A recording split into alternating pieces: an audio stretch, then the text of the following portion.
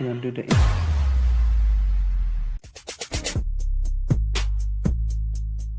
Welcome to the Diary of Dating Over 50 with Tanya R. Lewis, the hottest dating show on social media, hosted by the sassiest model of them all, Tanya R. Lewis. Are you 50 and single, dating or waiting to mingle? Be a guest on the Diary of Dating Over 50 with your host, Tanya R. Lewis.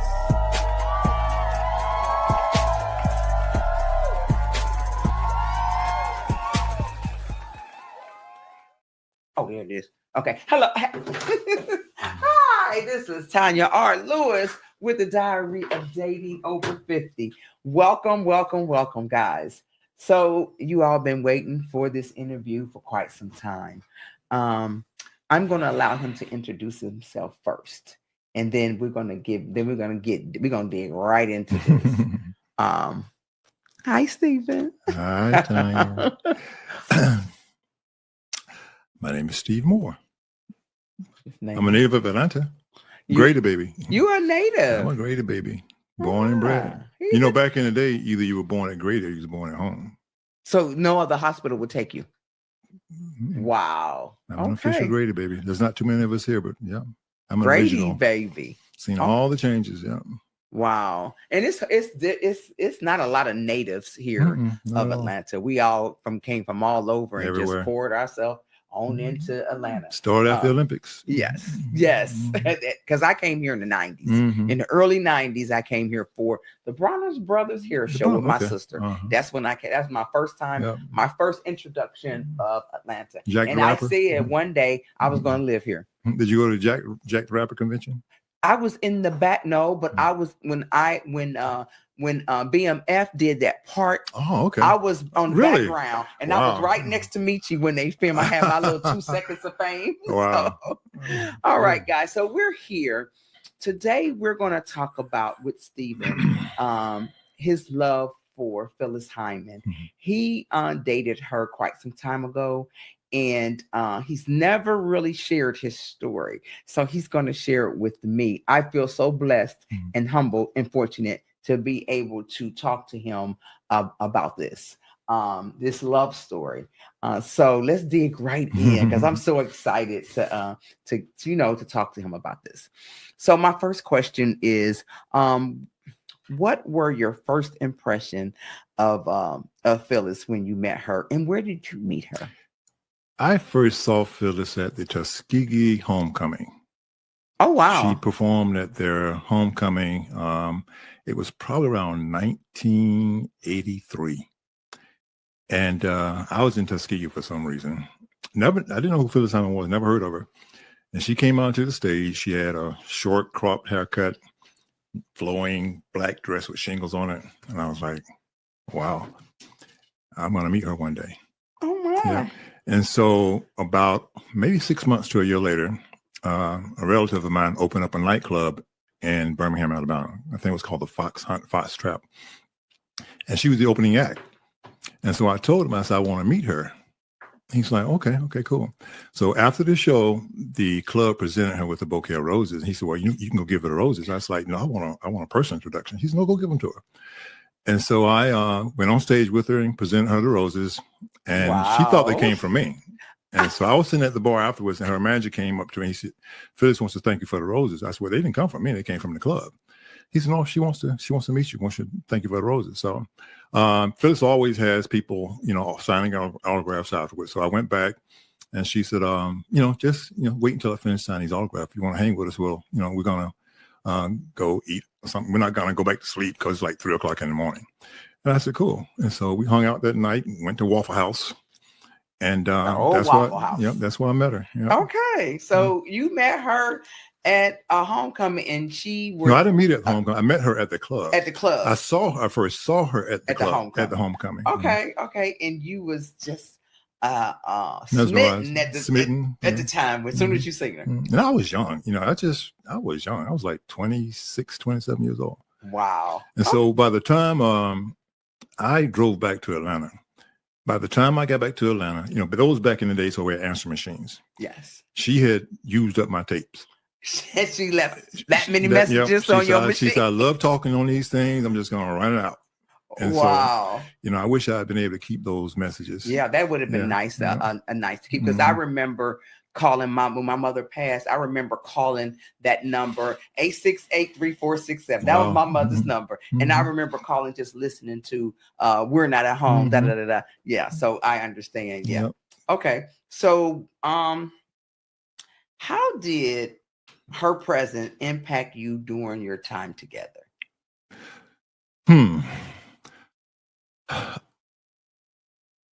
When y'all first met, how did you feel? Because you didn't really know who she was, but you was with a star. Well, I wasn't really starstruck. I was Phyllis Hyman struck. Okay. There's a difference. Yeah. Phyllis was 6'1". Was she 6'1"? Yeah, she was 6'1". Women wasn't that tall back there in those days. No, and there was just something there. Like I said, I was young. She was 8 years older than me. Was she? Yeah, she was. I was 27 when I met her. Wow. Yeah, she was 35. Wow. And so we started kicking it. I would go to New York. She would come here. One of the most memorable occasions was she came down to Atlanta for my. She came down to my grandmother's, where my grandmother raised me. So she came down to her birthday party. It was actually a family reunion and a birthday party. So that was one of my most memorable memories of her. Wow. But other than that, there was so much I didn't understand really until she passed. Okay. So how did your relationship challenges or change your views on love and companionship? Because back there, love was pure back there. Now it's so diluted. It was hard. Okay. It was hard loving Phyllis. Was it? Yeah, because she had a personality. I've always been a very tolerant person, and I didn't realize why she was.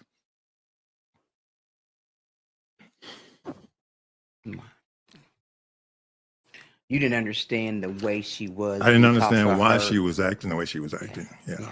And because one minute she would be this amazing person, and then the next minute she would kind of disappear into. Well, she was literally disappearing.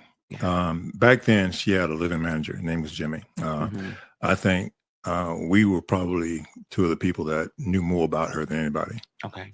Jimmy would call me. I would, talk to him about what's going on. There was one occasion when I was up in New York working, and I had one of my workers with me. He wanted to meet her. I know how temperamental she was, especially about meeting people. And so I called Jimmy. I said, well, we're in town. We want to stop by. And this is after we broke up. But we actually became closer when we broke up. Okay. Because I told Phyllis, I said, I can't put up with this. I said, if we keep going this way, I'm not going to like you. And I love you too much not to like you. Okay. And so we became friends. Actually started calling me her little brother after that. Oh, wow. Because we would still go out and she would introduce me as her little brother, very protective. But anyway, he came in town and I called him and said we were going to come by and see her. So this is we were like an hour away. By the time we got to her apartment, got to the door and she cussed me out. And I was like, I just walked away. And Jimmy said, she's having a bad day. And that was temperamental. I mean, that was, she would do that so often. And I think I didn't, I was young. I didn't know why she was, I thought it was just, personality, issues. I didn't know anything about bipolar, manic depression.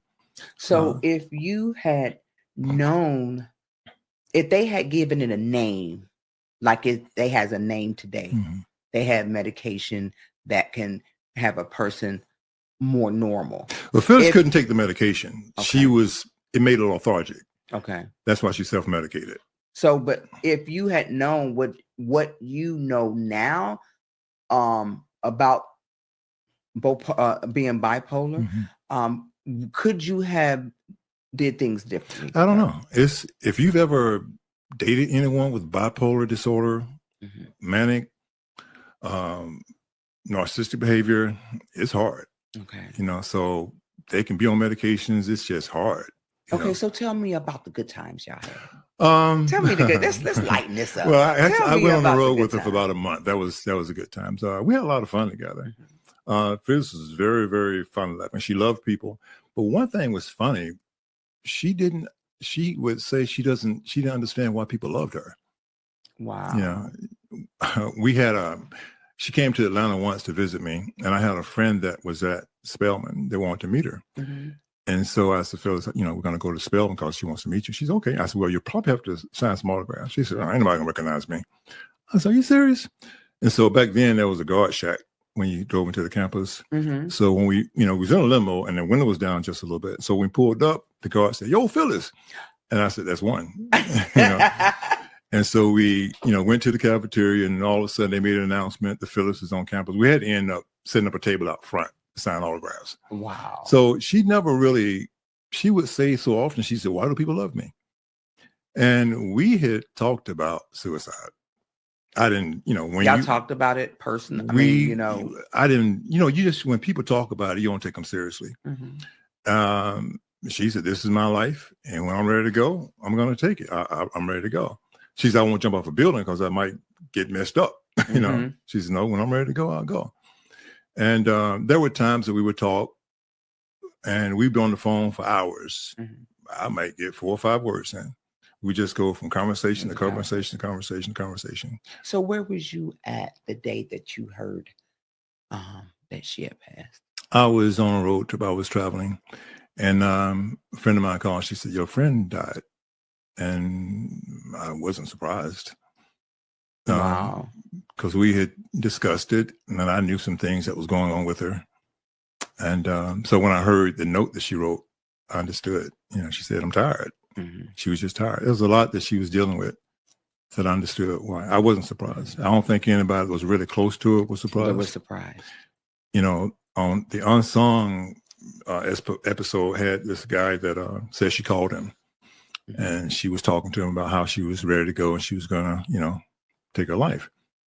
She didn't call anybody that would call somebody else. I remember you talking to me about that. Yeah. She didn't call anyone that would have came and saved her or tried to anyway. Exactly. Try to intervene, And there was people that she could have called. Wow. I think she was just, she was just ready to go. I wasn't surprised, but, I was hurt, of course, but, was it a shock? It wasn't a shock to you. Did you go through some emotions? Did you grieve, or were you at her funeral? I went to the memorial service. In New York. Okay. Yeah. To be perfectly honest with you, it's hard listening to her music. Is it? And one of your favorite songs is "Over the Moon." Over the Moon. That's one she that was one of the last songs, and I think it it's kind of weird. I envision meeting her on the moon. That's why it's one of my favorite songs.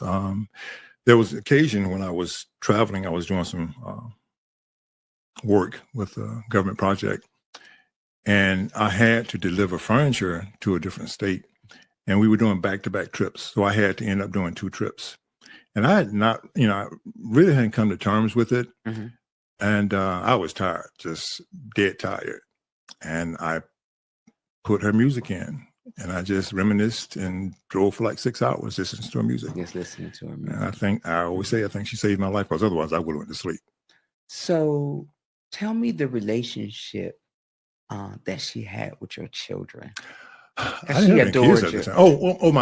She became my daughter's godmother. The godmother. Right. She loved kids. Yeah. I think one of the pictures I showed you of her and Stephanie. Yes. She loved kids. She had family all over the country. She had, different family members. At one point she said that Stephanie was hers because they're kind of favorite. Wow. Yeah. When I got married, my ex-wife knew her. She was a big fan. And she said, well, I heard her listen to her music. I said, Phyllis. She said, well, I don't really know the artist, but I just, I like the music. Mm-hmm. And I said, it's a good friend of mine. And she said, well, you're right. You're just trying to impress me. I said, no. So I called Phyllis. Mm-hmm. And I said, I want you to say hello to a friend of mine. And Jimmy told me, because we had not talked for a minute after we separated, because, she was doing a lot of different things. And I was kind of like going my own way. And Jimmy said that after that conversation, she was out of it for like 2 days. Wow. Because you had gotten married. Yeah, I didn't realize that it meant that much to her. Because Phyllis was real big about hiding her feelings. And I just, like I said, I was young.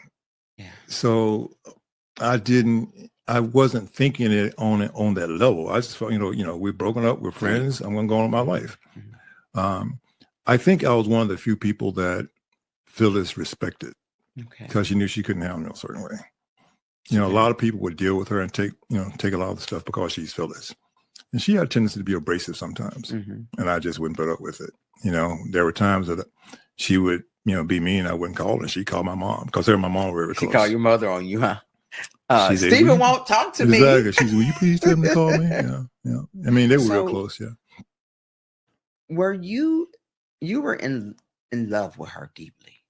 Mm-hmm. Now, did that affect your marriage in any kind of way? Because you told me about this picture that you had. I wouldn't take it down. Yeah. You wouldn't take it down. I had a light over it. I had a light over it. I think it did kind of affect my marriage, but I wasn't going to take it down. Your wife wanted you to take that picture down? Yeah, she wanted me to take it down. I wasn't going to take it down. And it had the light over it, and it was in your office on the impact wall when you walk in, and there's Phyllis sitting right there. Yeah, I wasn't going to take it down. Wow. It's strange that I hadn't talked about this, and it's been 35 years. And I guess I'm okay, but when I started talking about it, I got more emotional now than I did back then. I don't know if it's because I'm older now, and I think it might have some. I feel some type of guilt. Yeah, you told me you feel a little guilty about it. What do you feel guilty about? Because I didn't talk to her. Okay. When we stopped talking, I think she hit a downward slope. Not to say it was because of me, but it was that time frame. It was because there was times she talked about Clive Davis, that whole situation. When she talked, she hated him.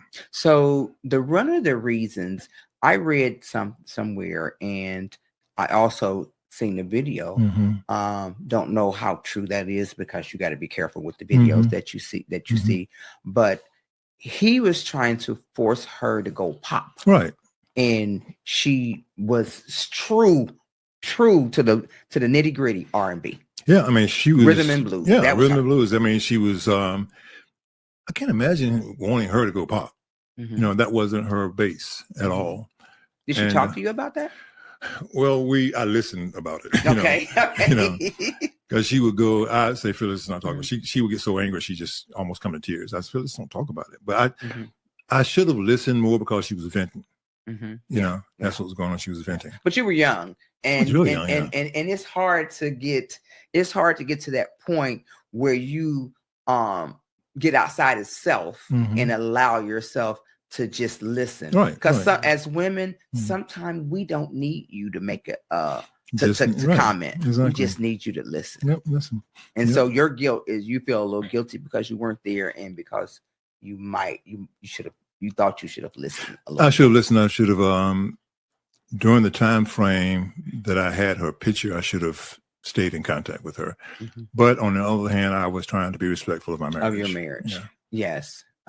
Now did she ever want to marry and have children? I don't think so. You don't think so? Not after her first marriage. I knew about other relationships that she had. And I knew that wasn't going to work. There was one in particular that she had that I think it really hurt her afterwards. And I know it did. And he just disappeared, because I think that he kind of got tired of the emotions and everything. It was very hard to deal with. I always said it was easy for Phyllis to perform, but hard for her to live. She could. She would live on that stage. She lived on stage. When That's she came where off the she stage, was the that's most comfort. Yep. When it came off the stage, that was it. But that's how some artists are. Some artists, they're secure and amazing and wonderful when they're in their art and their craft. But when it comes to life on life's terms, it gets be kind of hard for them. Yeah. I mean, at one point, because I would go to New York all the time and visit, and she would say, "You need to watch me." And that meant that when she got to a certain point, it was time to go. And Phyllis would drink martinis by the pitcher, So that was, I don't know. I've reminisced more probably in the last 4 or 5 days than I have in a long think time. it probably when we set this up and we start talking about this about 3 or 4 weeks ago, and it's bringing up these emotions. If you had to go back, and change some things, in you all's relationship, what would it be?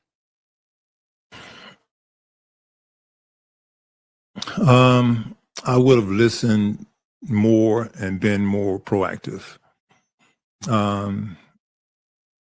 Looking back, there was times that she needed me to be there physically, not just, just communicating. And I probably would have centered more of my life around her than just, saying, she's being a certain way to not deal with it and just go my separate way. Been more proactive, probably try to be there in a way that she could have used me rather than just listen. How do you keep her legacy and her memory alive today? Because some of those songs relate to me. They do. Some of her songs relate to you. Okay. I have some of the pictures, and we're going to drop some of the pictures. There we go. Oh, that was at the my grandmother's birthday party and our family reunion. Okay. Can we drop another one? I loved her. She was the icon of that hat right there. She brought that. She wore that better than anybody did. That was her crown. That was her crown. That was a crown. Yeah. Oh my. That was a crown. Yeah. A lot of people don't realize they thought it was just hats. That was a crown. And look at you looking like Teddy. That was at Club 131 on Peachtree. Oh, that was here in Atlanta. Yeah, that was in Atlanta. So you walked in the club with her like that? Was she performing, or y'all just walked in the club? No, we were just hanging out. She would come to Atlanta just to visit a lot of times. And y'all walked in the club, and all eyes was on y'all all the time. Wow. That was on Peachtree. That was another. So explain this collage. This is my mom. The one up on the right, that's at the. It actually poured down rain, so her hair she ended up turning her hair back. Phyllis here. Yeah. Okay. And so the one with the balloon, that's my grandmother who raised me. The one there to the left is that was a club on North Avenue. I always say the guy in the background was you can't really see him, but it's a guy back there. Yeah, he had a terrible look. He was like, he didn't like it. And then the other pictures of my mom. Now, is that your grandmother? The one in the pink and the lavender suit? The one with the balloon, that's my grandmother. The lavender, the pink, that's my mother. Yeah. And that's when she flew down to Atlanta. Well, she was in Atlanta to perform. She went to the school until she took her to lunch. Pulled up in the limo. She pulled up in the limo in front of the school. Lunch. Yeah. So your mother was a celebrity for a day. Yeah. Oh wow. Yeah, that's her. That's at the school. That's when she went to the school right there. Oh wow. Now, who is that in the white dress down? Those are all my mom. That's all your mom. All my mom. Wow. So how did your mom feel about Phyllis? She didn't really know her as a singer. She just thought she was good. Yeah, she just thought it was Phyllis. Yeah, because I'm sure they had conversations that they didn't tell me about. It was kind of interesting because my mom was a recovering alcoholic. Oh my! So who knows what they talked about? I'm sure she, they say you spotted, you got it. So I'm sure she wanted to help Phyllis in a way, because in recovery, that's your mission. I know one thing as I look back. I don't know what it is with men and women. Okay, come on. I mean, seriously, the women that have been in my life of any type of serious relationships have all had some type of emotional disorder. Well, the common denominator is me. I know it's me. You know, I mean, from MS to bipolar, manic depression to narcissistic behaviors. Do you think that you attract those type of women that you're comfortable with because you need to fix them? I don't know. I mean, you always meet the representative. But the representative gone after 90 days. The representative is tired. Yeah, but, they don't want no more of being fake. Yeah, but I think I've been one to deal with it. You know, I don't just kick it to the curb and say, you're crazy or you're this or you're that. Well, maybe that's the reason because most people would just probably kick it to the curb, especially with them red flags go off early on. Yeah, and I've got my demons too because of the way I grew up. I grew up without a father figure. I didn't have any parentage. So I've always been one to say, I'm not going to let my kids experience what I experienced. So I've probably been more tolerant than a lot of guys have been. They, rather than just kick it to the curb, and I've always tried to treat women the way I knew my grandmother would want me to treat women.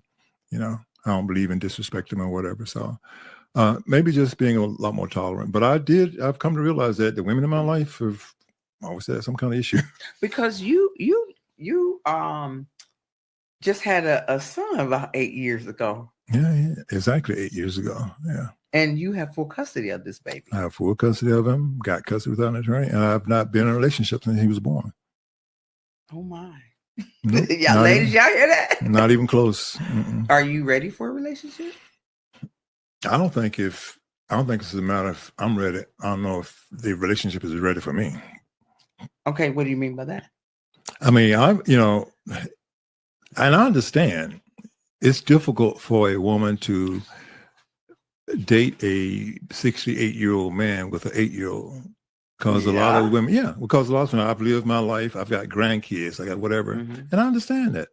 I totally, completely get it. So you just have surrendered to the fact that that you're not even trying to be in a relationship because you think every woman don't want to raise an 8-year-old. I wouldn't say that. I would say that I'm open to a relationship if they would accept me and my son. Definitely got to accept both. It ain't nowhere without around a doubt. that. Yeah. And I've had, it's funny, when they meet him, they're more attracted to him than they are to me, car or something else. But I've really come to the realization that this might be it. I may not be in a relationship. You might forever. Just be Carter's father, raise him, and that's it. And I'm good with that. Wow. It's not healthy. No, that's some acceptance. It's not healthy at all. Yeah. Because aside from relationship, a lot of other things that have not happened in 8 years. So, tell. Let's just say I have one of the best products in the industry that I'm not able to utilize it. I'll put it to you like that. Can't enjoy it yourself. Can't enjoy it myself. And it's not healthy, but it is what it is. In 8 years, you haven't had sex? Not really. Mm-mm. With yourself? I take care of myself now. Yeah. I'm healthy, but no, I have not been in a relationship in 8 years. Do you want to have sex? Do I want to? Of course. Come on. I'm a man. Well, not only that, I believe knowing the business the way I know it, sex is healthy. It is. I'm going to tell you something. When we're young, as young men, we have wet dreams, okay, and we have an erection in the morning because we're healthy. Yes. The wet dreams are ways for sperm to be gone. Yes. Sperm is not meant to stay in. Yes. So it automatically is dispensed. And we have erections because we're healthy men. And so, it's funny that, one reason a lot of my cousins realize my products in their system because they wake up with an erection in the morning, which is something they haven't done in a long time. But as far as relationship is concerned, I would accept it if the situation is right. If the woman's right. Yeah, it's got to be right. But I'm not, like I say, I'm 68. If it happens, it happens. And one thing about it, you talk about meeting somebody new. All right. Well, you met me. I know I met you, but the time frame that it takes to get to know someone, that time is not there anymore. You know, right. it's either, you do it or you don't. Yeah, it's difficult today because you put all your energy in this person that you meet, and then it doesn't work. Exactly. So who wants to do that? You're exhausted at that point. Who wants to do that? Yeah. I've come to a realization that maybe there's just I would say that the most advantageous situation would be someone that we just understand each other and we're there for each other. The understanding of the support, relationship, the relationship with the benefits, support. friends with benefits. If you want to call it that, friends with benefits. Is because in this day and time, that's more beneficial now than it used to be. Well, you know what? Let me say this. That used to be a cuss word to me. Mm-hmm. But today I'm more open. Mm-hmm. Let's put it that way. But I'm at the point in my life where I enjoy intimacy and sex more than I did when I was younger. Because that's natural for women. You start to increase in libido and we start to go the opposite way. For one reason is because we have health issues with prostate, whatever. Mm-hmm. It's just natural. But yeah, I just look at it as you get older, your priorities are different. I understand that my situation is different.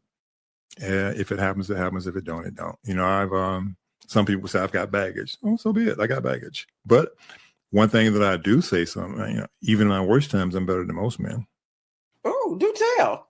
and I'm not saying that to be arrogant or egotistical. Mm-hmm. It's just based on my life experiences and how I feel about women. Wait a minute. Now, let me, and I don't want to interrupt, but I want to get the full understanding of this. So you say,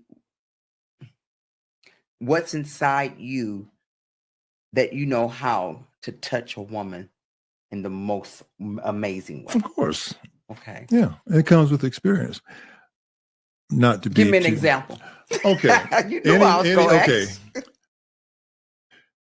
If a woman has a clitoris, she can be excited. She can have an orgasm. Absolutely. Plain and simple. Absolutely. But so many men don't understand that if you do what you're supposed to do for her, she's going to do what she needs to do for you. Absolutely. But men are selfish. Yes. They don't want to do that. So it'd be all about me. Yeah. It should always be about you. It's just like my slogan, made for him, thinking of her. Yes. It's always about you. Whether we like it or not, it's about the woman. Yes. Whether you choose to believe it now or later, it's about you. Okay. I like it all about me. Always. Yep. Okay. So, question. What aspect of personality or artistry do you cherish the most about Phyllis? Oh my goodness. It was basically just a personality. Mm-hmm. She was just a very outgoing, good person. The demons were one thing, but her personality was something entirely different. And I guess that allowed me to look past a lot of the other stuff because I could see the good in her. She just had issues that were not in her control. And she could not take the medications that they have these days. Like I said, because they made her lethargic. She couldn't perform with it. So, do you know if it was a family? It was, yeah. I think it came from a mom, yeah. Mom. Yeah. So, on one of her best days, what was her most cherished moment when she was healthy, and when you didn't see the manic or the bipolar? When she was performing. When she was on that stage. Yeah, when she was performing, yeah. When she was on that stage. She was performing for the crowd. She loved entertaining the crowd. Like I say, it was easier to perform, but difficult for her to get off the stage. And that's it. She would turn to a different person sometimes once she left the stage. Go through staff like crazy. She always changed her staff because they couldn't. Yeah. It's sad that they can put a man on the moon, but they can't fix mental health. Well, they're getting closer to it. They just had different medications back then. Yeah. I think if they had something that would have allowed her to be able to perform and not make her lethargic. Yeah. See, she could perform, drinking alcohol or whatever, but not not the medication. So what was the when did you find yourself? You woke up and one day I'm in love with Phyllis.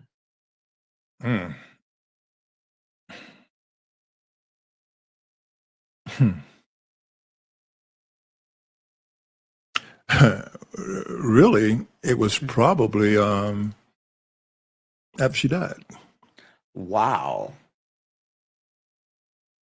After she passed, The you feelings realized. came. Yeah, the feelings came out more after she passed. Yeah. Even it's crazy, but even more so recently. Yeah, I mean, I'm sure I've stirred up a lot of questions and a lot of I've avoided a lot of it. Yeah. yeah. And you have been so transparent and open. Why did you pick me to tell this story? I think it was just timing. Big time. Just timing. Oh, you just can say I was just wonderful old me. No, well, just wonderful old you. It was okay, just you. okay, that worked. It was just you. It was just you. Mm-hmm. No, but it was just time. Mm-hmm. You know, if you could change something, if you could change something about that mental health, if you could change that and take that from her, do you think you guys would still be together? Oh, probably. Oh, yes, without a doubt. You think so? Mm-hmm. Without a doubt. Why? Why do you think that? Because it would not have affected our relationship as much. Okay. You know, I didn't want to deal with the moods, and the moods wouldn't have been there. Yep. If she was she was more healthy. Yep. Wow. So, now you have an 8-year-old, and and people, and I hate to hear this, but we're on the last cycle of our lives. What and if Carter was, once he turned 18, do you think you would get into a relationship? Well, it's got to be before then. I don't know. You might live to be 100. Well, it'll be before then. Yeah, it's got to be before then. Yeah. Okay. Are you? Have you online dated? I've dated. Just haven't found anyone that I want to deal with. Or want to deal with me, I guess. So your ideal person, who would she be? Kind of get back with you on that one. I don't know. Come on. I mean,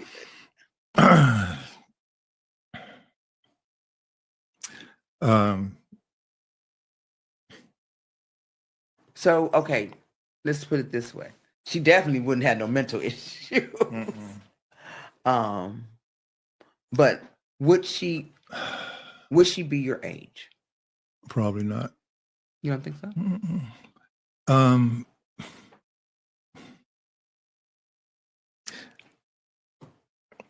I feel some emotions coming up. Okay. Can I take a little? Absolutely. Okay.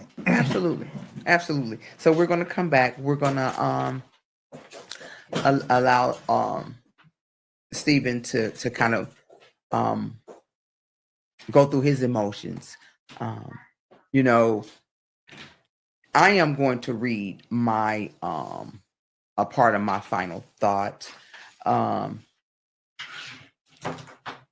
If anybody out there is thinking about suicide, and or you know someone struggling with suicidal thoughts, please reach out for help.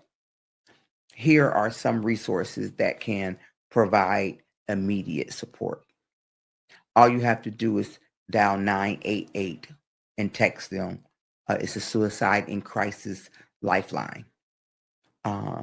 You can call or text that number. This is a national network of crisis center that provides 24/7 free and confidential support. There's also a crisis text line. It's called HOME. You text HOME to 74174. This service offers free 24-hour support as well. The Trevor Project, 866-488-7386. This organization provides crisis support for the LGBT cue young people. If anybody is out there dealing with suicidal thoughts, please don't call somebody. Call somebody that that you know will help. Don't call somebody that you know that's not going to say anything. Stephen is back with us. I'm sorry. That's okay, because this is not easy. Mm. This is not easy. This is something that you have not talked about probably this deep. Not only that, I have not shed tears. You know, and to be perfectly honest with you, my grandmother and Phyllis has been the most important people in my life. Your grandmother and Phyllis. When my grandmother died, I didn't cry. Wow. When Phyllis died, I didn't You cry. didn't cry. And I don't know why it's coming up now. And now you're a waterfall. I'm a waterfall, you know. But that's okay, because it's always in God's time. Mm-hmm. And now you know, you're purging, you're getting it out. And maybe at this point, after this, you'll be able to not feel guilty about it. You know, she would want the best for you. Yeah. It's just, it's really strange. I was just talking to my cousin yesterday, and she was bringing up some things that have happened. And I guess, you know, we were closer than I realized, you know. You and Phyllis were. Yeah. And I think part of it was because I was young, and I see it differently than I saw it then. And it's been 35 years. How do emotions come up after 35 years? You know. Lewis, can you drop that picture that is to Steve? Oh yeah, the one that has she has white on and it's in pink writing. Yeah, if you look at the autograph pictures, yes, a lot of the words that she said. Yeah. What did she say here? She was so beautiful. She had thick thighs like me. Yes. It says to Steve, I can't wait to see you. Our relationship has grown into a spiritually eventful one. I am grateful for that. That's when we were having a lot of conversations. Yeah. When did she write this one? Can you put the other one up there too, Lewis? The one that she had the shimmery outfit. I like that outfit she had on.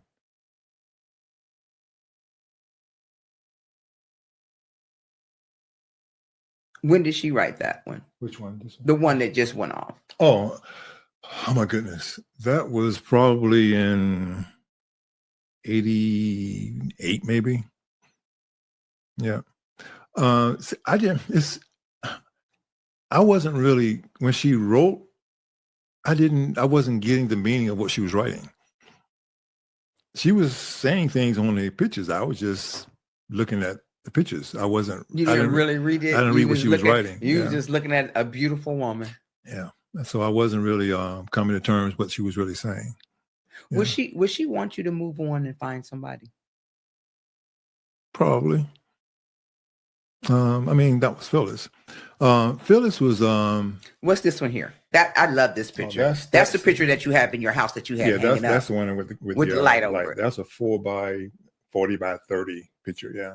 40 by 30? Yeah, it's a poster. It's a big picture. Yeah. It takes over half the wall. Yeah.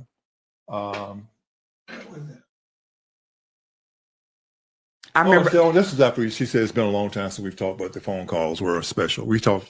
I remember that hairstyle when it came out, and she wore it the best. Yeah, yeah. So this was after you guys weren't together anymore. And she sent that to you. She had that made. Yeah. Wow. She had that made. Yeah. So I didn't get what was going on at the time. I was really kind of surprised because it showed up. It just showed up. Yeah, she didn't even say. This is a poster. Right. Yeah, she didn't say she was sending it or nothing. It just showed up to your house. This big cardboard. I think I called Jimmy at the time. And who was Jimmy? Jimmy was a live-in manager. Okay. Yeah, a lot of people didn't even know about Jimmy. One reason, I think the main reason why I've been silent for so long, because I know this is what Phyllis would have wanted. Phyllis would be pissed off right now. Why would she be pissed off? She would be saying, you blanky blank blank blanks didn't want to pay me when I was alive. Now you're making money off of me when I'm dead. And so I've not said anything about it, you know. I out of respect for her, I think. Who's making money off of her? Everybody's making money, you know, trending. The last play they had in Atlanta, it was a joke because the only thing they showed was what they could legally show. Does she have siblings? Yeah, she had a brother and 2 sisters, I think. Yeah. Are they still alive? No, I won't discuss that. Okay, no problem. So people are just making money off of her name and not sampling giving her music. any royalties. Well, I'm sure her estate is being managed because Glenda is the manager of her estate, so I'm sure she's handling it the right way. Okay. But not even still, you know, I think I read somewhere that her net worth when she died was $500,000. If she was alive, it'd be $5 million. So, oh wow, something like that, yeah. And this is the time, you know, time for it. And everybody's doing things because of social media, trending and whatever. Yes. This whole deal with Clive Davis is coming back up, you know. I didn't know it was that big of a deal until, because I didn't know who Clive Davis was back then. And I just would hear her venting. You know, I wasn't really. Because that was before Whitney. That was way before Whitney. Yeah, I mean, she had left Arista when we met. I was right on the end of it. But she still had, you know, issues from it because she went from that to she started touring and doing a lot. Yeah. But it still affected her a lot. But you can't control Phyllis, you know, you just can't do it. You know, there was opportunities for her to make music that she passed on. What was the name? Tina Turner's song. Was Love Got to Do with It? Phyllis wrote that? No, she had the first option. She had the first option to sing it. Yeah. And she passed on, I think. Yeah. What was her reason? Because she thought it was too pop, I guess. I don't know. Oh, okay. Okay. I understand. Yeah. I understand. So what is what's in the future for me? For Mr. Moore? To be perfectly honest with you, when I'm trying to build a legacy for my son. Yes, I because everything we talk a lot, it's about Carter. Yeah, it's about Carter. Yeah. You know, I mean, I would like for someone to be here with me because I've always said a man is not truly successful unless he has the right woman in front of him. I don't believe that behind stuff because what the right woman does is keep us focused. Yes, you know, it keeps us on the right motivate. track. Encourage, get in the trenches with you, and if I had the right woman with me at some point in time, we wouldn't be talking. I'd be somewhere sitting on an island with about a few $1 billion in the bank. I've never had that woman. Never. I have what I have because of my father. Is your picker broke? No.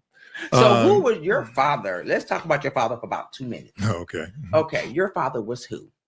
My father was Booker Terry Brantley. Booker Terry Brantley. Yeah, he owned the first Lincoln Mercury dealership in Atlanta. Okay. Owned Harrison's, the Atrium. We didn't grow up together. That was my mom's fault. My mom was an alcoholic at the time, and she made life very difficult for him. Right. I never blamed him because he did what he had to do, you know, for his family. But what I gathered from him is my business tech, my business knowledge and everything. But yeah.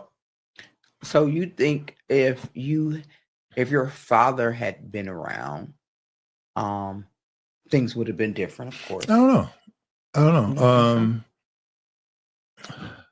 That's hard to say. I know being around my mom, no, because my mom wouldn't have made things easy. No, she was a functioning alcoholic. And maybe that's the reason why you choose the women that you choose. Maybe. I've never thought about it. Yeah. I've never thought about it. Every single woman in my life has had some type of emotional or mental disorder. Do you think you can handle a quote normal woman? I could. I mean, because right now, I'm older, I'm more experienced. You're aggressive a little bit too now. It is what it is. And I had to like, okay, Steve. But that's my nature. Yeah. You know, that's where my father comes in. You know, I have what I have from him. I've gained a lot of knowledge and wisdom in my life. I've made, mistakes. I've taken risks. but I gained from it. I wouldn't change a thing, Okay. Because it's made me who I am today.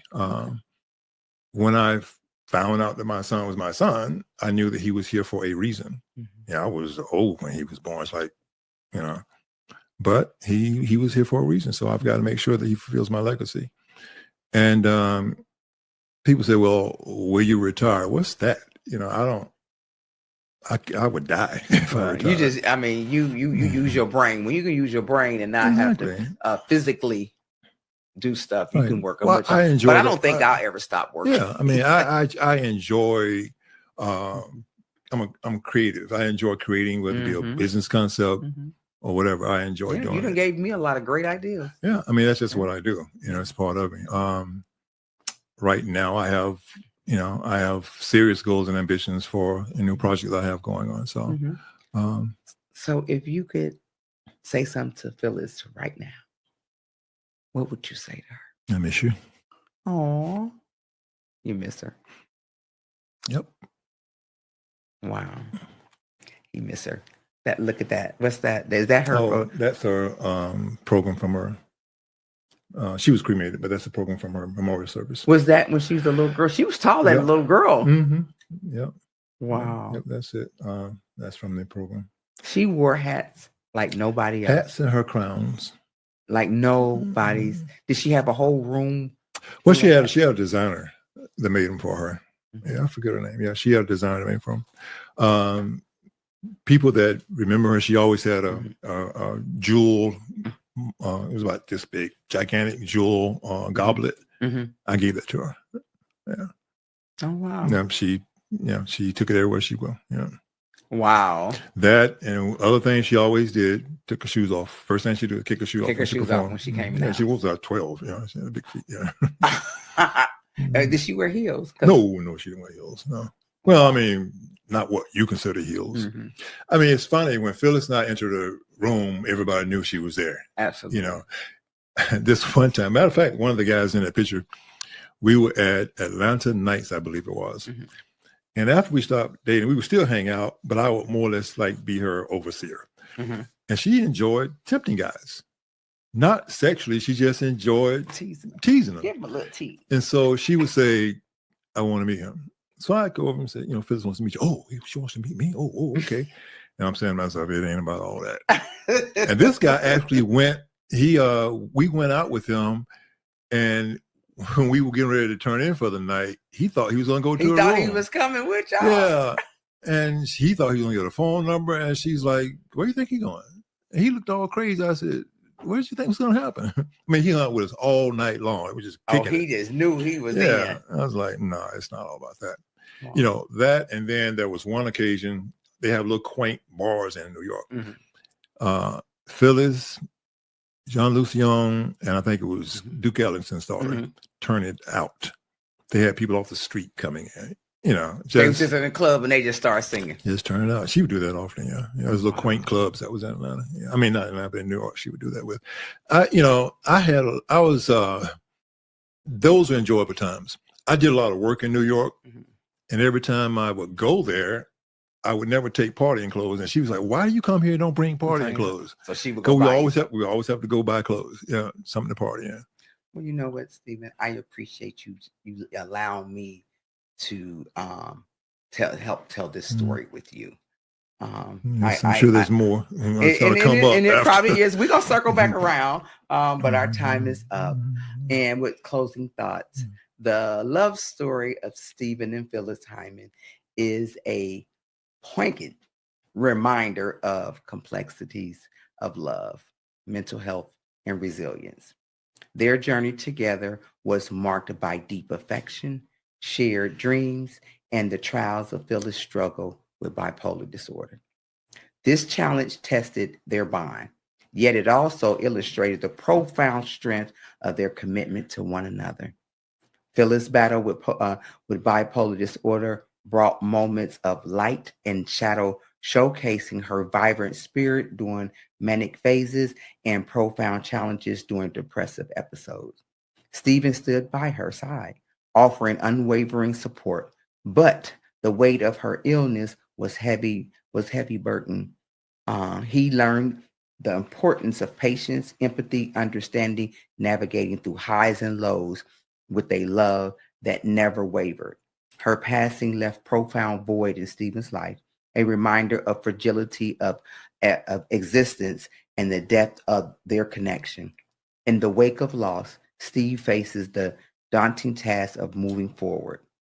He can honor Phyllis' memory by embracing the lessons learned during their time together, cherishing the love they shared and the strength he cultivated through adversity. If someone out there that suffers from mental illness, please have patience with them. If someone out there that is saying they're going to take their life, take it seriously. Don't turn the other way. Don't ignore it. These people deserve to be loved. And today, it's better. It's more medication, and the medication is not so toxic on them. And I believe if we had it back in the day, a lot of people probably would still be here. So if you know someone that is in that's there, please reach out for help. I read the numbers and everything off earlier. But there's you can just call 911. There's somebody out there to help. I thank you all. I thank you, my listeners. We're going to be coming back soon. We're going to bring on an African-American pilot. I'm going to be interviewing. Her name is Veronica. And she's going to tell us her story of how she dated as a pilot and what she went through to be a pilot. And then you all know I'm going to Bali. We're going to talk about that later. I love you guys, and I will see you on next time on The Diary of Dating Over 50. Thank you.